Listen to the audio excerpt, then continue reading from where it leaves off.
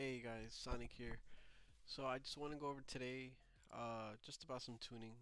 I know a lot of people are having a hard time with the parts and trying to get it, working. A lot of parts like let's say the block, right? Or the crankshaft. It shows negative 161. Obviously this is an alpha, so there's going to be a lot of bugs. This one shows 4 horsepower, negative 31, negative 34, negative 174. A lot of the values are broken, but that's okay. There's easy ways to get around that. Most cars do have an issue. I don't think there's any that have the correct values, if I remember correctly, but basically, you want to do something like this. So I basically took the base setup, which it's easy to do. Just get the parts that give you the most horsepower and the lightest or reduce weight. And that's really it. Just get the base, then you start experimenting, right? So pistons. I noticed that the first piston is the best one by far, and I recorded all the times, and you see how every piston outside of the one was 9/7. Everything else was lower. The ones that are lower than I guess these three are because of other parts. So you could see that the heads or the crankshaft made them slower. So I know not to use those. Um, yeah, so you just basically tune like that. So to give you an example, I have 628 horsepower, 442 torque, 2153 pounds. You're gonna see that it's actually the best setup that I used. Based on the ET that I ran, I do maybe run 5 times each time, so this is a little time consuming, but I think it's worth it, especially if you put time in the game and you're wasting points and trying to figure out what works. Even though it's not gonna work like these, I knew the valves, the fourth ones were heavy, but I continued using them. Same with the block, the third ones, but I wanted to see the combinations.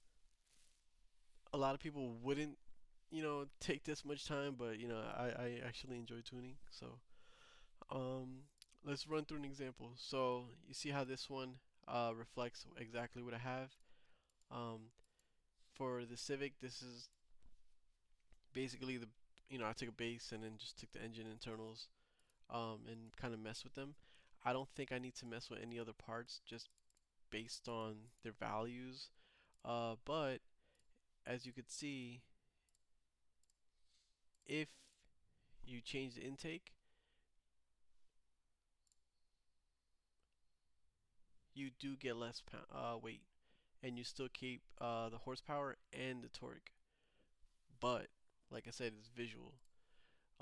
Not all of them, but most of them are visual, especially parts like these that reduce, but don't actually increase or decrease horsepower, but they reduce weight. I did kind of test and realize that the intakes are better when they're on, even though it shows that it weighs more with the same amount of horsepower and torque.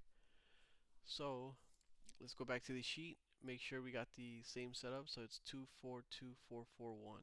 So 242441. So this is the correct setup. Um, as an example, let's do one that didn't change much but reduced the horsepower. So this same setup, everything's exactly the same. The crankshaft is just the fourth one. So what we're gonna do is install the fourth crankshaft, right? We're gonna see 638, 635. That's actually more horsepower than my original setup, and it has more torque, and it only weighs 10 more pounds. So technically, it should be faster, right? So then, what we're gonna do, and it does take you to be a little bit consistent when testing. So you don't want to, miss shift every run and then say, oh, this setup is running slower. No, you have to be consistent. That's why I kind of do 5 passes, and then I take the fastest time. And I also consider 30 foot, sorry, the 60 foot, the 330 foot, and a 1,000 foot. So if I see that one's running faster in the same ratios, um, I just assume it has a, quicker top end or quicker, back end. Also, this new racing style is very consistent. A lot of people don't rev, just launch, and I could already tell this setup is slow, um, just based on the 330 and such. Even the shifts are kind of weird. A lot of parts actually change your RPMs and where to shift, so that one completely changes where to shift the car. So I ran a 9719. If you go back to the sheet, what I would do is go to this one and then put 9.719. I did put 9.739. I think I just ran a like terrible run. I was like, all right, this isn't even worth it investigating any further. Um, so yeah, and then based on that, I know that I highlighted in green. The best part is green, and then the rest orange are just experimental parts. And then I'll just do this. I'll sort them, and then I'll see a pattern, right? So the best setups are the parts that have the second valve, the fourth block, the fourth rods, the first pistons, and then we're gonna see. Oh, sorry, I was supposed to do this. There we go. The best setup is the second crankshaft, the fourth head, fourth block, fourth rod, first piston. So then the marginal parts are the valves, right? So you could see the one that has the minimal impact are the valves, but they do have an impact. So the second valve I found to be the best one. The third one is marginally worse. Same with the fourth one. I think shifting comes into play with these, but I found the second one to be more consistent. And then uh, the second part that is marginally worse is the rods. But then you could see that there's major impact when you change um, the fourth valve, to the third block, to the third, fourth, and second piston. So the first one is clearly better.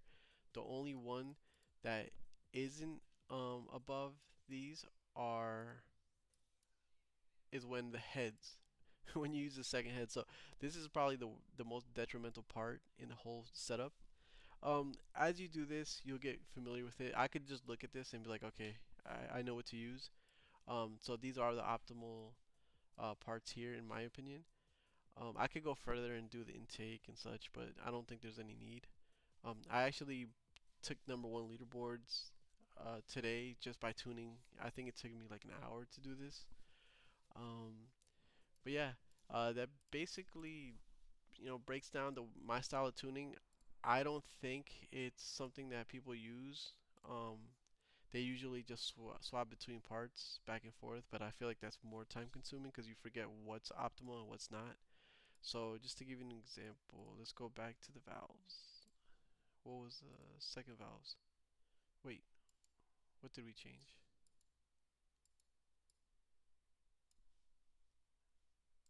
Give me 1 second. 242441. Oh, the crankshaft. So let's go back to 2. So I should have my horsepower 628,442, 2153, 628,442, 2153. Perfect. So just to give you an example, not only will the shifting area be different, it's completely different actually. The RPMs, the red lines, all different, and then the car just runs better. So there's a lot of information. I know it's gonna take a few times to kind of practice and get this down, but it's definitely worth it. You save a lot of time in the long run, um, especially if you have fun tuning. I think it's like easily the best way to do it, and that's how you really find the optimal setups. So remember, idle launching is more consistent than revving. I shifted horribly, but I still should run good. The setup is, I can guarantee this is probably the best setup outside of the intake and stuff. If somebody finds a way to make this better, it's probably the ratios or other parts that I didn't look into. But 299, these are runs that I don't think anybody's running. And I'm not trying to, toot my own horn. It just shows you how effective this style of tuning is. And you could do it for really any car. So yeah, I'm gonna make another video about ratios. But if you have any questions, any concerns, any suggestions, just you could DM me, ping me, and yeah, see you in the track.